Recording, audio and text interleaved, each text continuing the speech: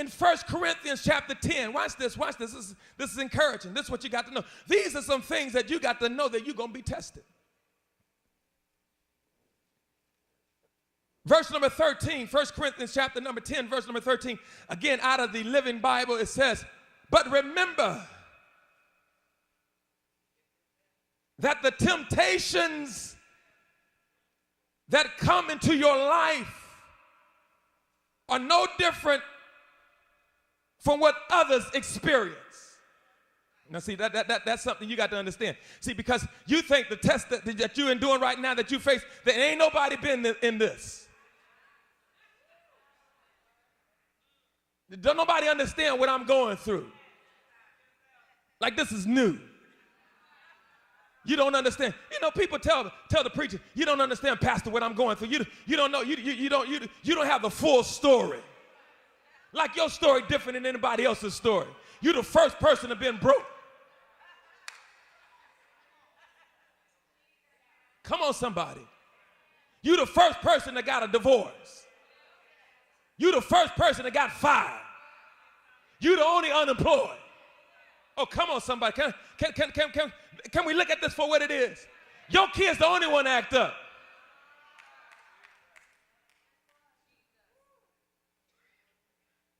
You don't understand? No. If we don't understand, what you need to understand, that God understands. Come on, somebody.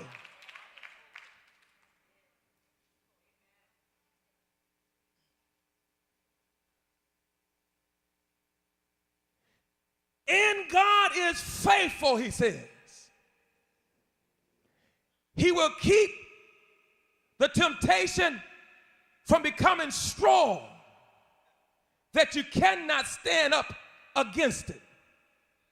Which says that if God allows the testing, the trial, the affliction, the trouble to take place, he has already surveyed that you are well equipped to endure it. And that alone is worth celebrating him, that God will consider us to be worthy enough to face.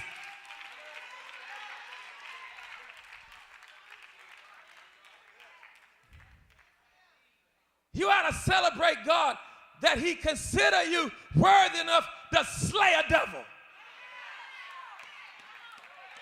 That God calls you and says, listen, let me get my child, let me get my daughter, let me get my son. And say, Johnny, go over and clown on that devil.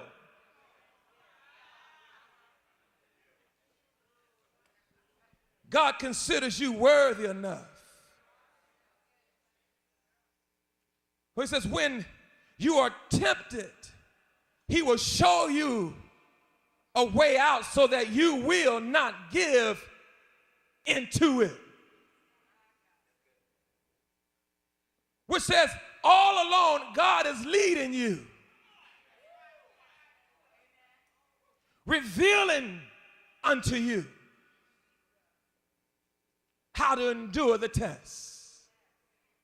So we're going to be tested. If that then be the case, then what is the purpose of our testing?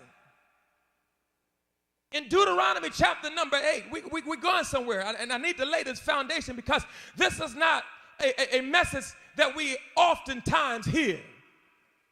You know, when you in your test, see, watch this. When you in your test, you don't want nobody coming to you telling you it's going to be all right. Oh, can we just be real to ourselves? You know, somebody come to you have already been where you going and to just hold on, it's going to be all right. Let's go get some ice cream and cookies. Let's celebrate this test. Oh, come on. See, that's the attitude we got to get. The moment that you're in a position that you got trials, you got to say, come on, let's have a party. Come on, somebody. Are you hearing this? The next time that you face trouble, bake yourself a cake.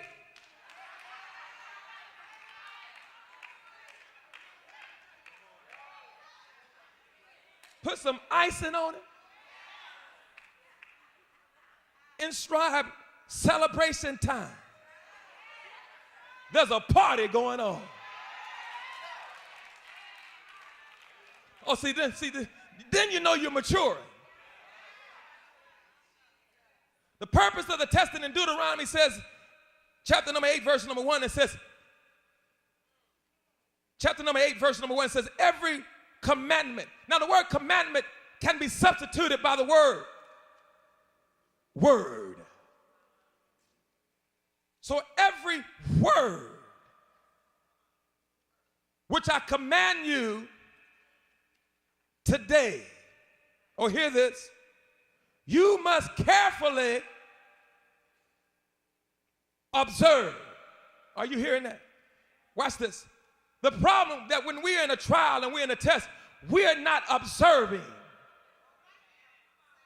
We go through our testing with our eyes closed. We don't want to hear nobody. We don't want their instructions. We don't want no words of encouragement. Just let me have my pity party and go on through my valley of darkness. I don't want to see nobody. I don't want nobody calling me. Don't email me. Don't text me. I'm going through my dark season. And so you never gain no observation. You never receive no understanding. So you keep on repeating the text. When it's God's intent that you discover his word in the midst of your test, that you might come to an understanding that you need to stop jabbing the devil and hit him with a right hook.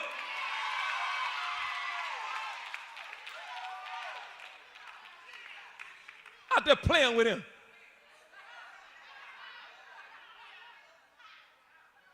When God's saying you need to reach back and sucker punch him. I don't know. Listen, all I know is how to fight. I'm from the South Central LA, the hood, Watts, Nickerson Gardens, the projects. I'm an original hood rat.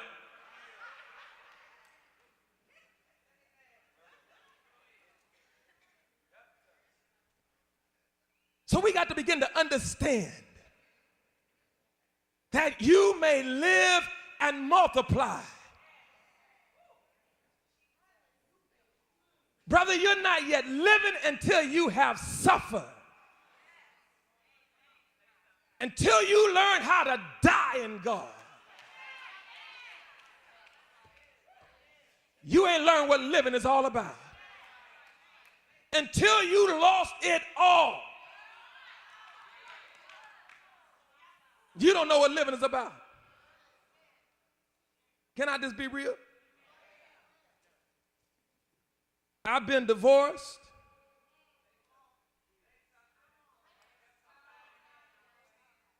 Left with bills. Y'all ain't hearing that. Over $100,000 of debt. No job. In the military.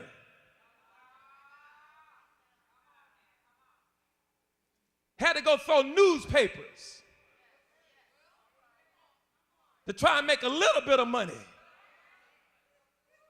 And they wouldn't pay me on time. You ain't. I'm talking about a testing. When you try and create resources and God dry it up. Oh, come on. Because we always trying to work it out. We always trying to find a comfort way, the easy way. I'm here to tell you, when you find yourself in a test and recognize it's God, just jump on off in there. Just take a swan dive. Because you're going in it anyhow. But it was through that testing I discovered really how to live.